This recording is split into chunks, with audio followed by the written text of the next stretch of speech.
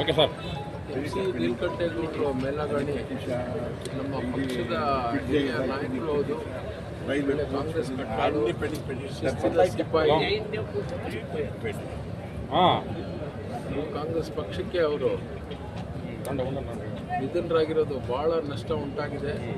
ಅವ್ರದ್ದು ನಮ್ಮದು ಒಡನಾಟ ಸುಮಾರು ಒಂದು 40 ವರ್ಷ. ಅವರೆಲ್ಲ ಕ್ಷೇತ್ರಗಳಲ್ಲೂ ಅಪೆಕ್ಸ್ ಬ್ಯಾಂಕ್ ಆಗಲಿ, PLD ಬ್ಯಾಂಕ್ ಆಗಲಿ, DCC ಬ್ಯಾಂಕ್ ಆಗಲಿ, ಎಲ್ಲ ಕ್ಷೇತ್ರಗಳಲ್ಲೂ ಜನಗಳಿಗೆ ಭಾಳ ಉಪಯೋಗಕರ ರೀತಿಯಲ್ಲಿ ಕೆಲಸ ಮಾಡಿದ್ದಾರೆ.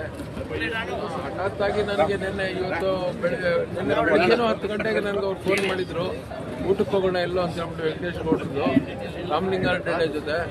ಆಮೇಲೆ ಕೆಮ್ಮು ಜ್ವರ ಇದೆ ಅಂದರು.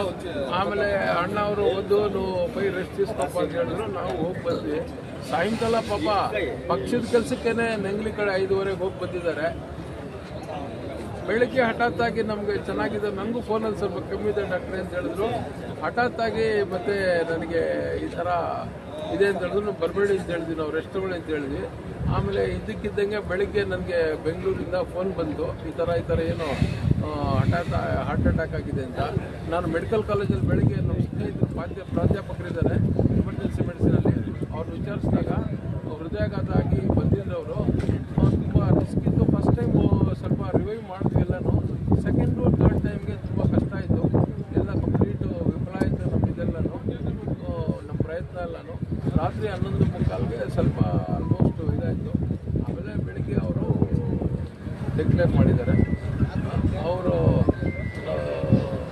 ನಿಧನ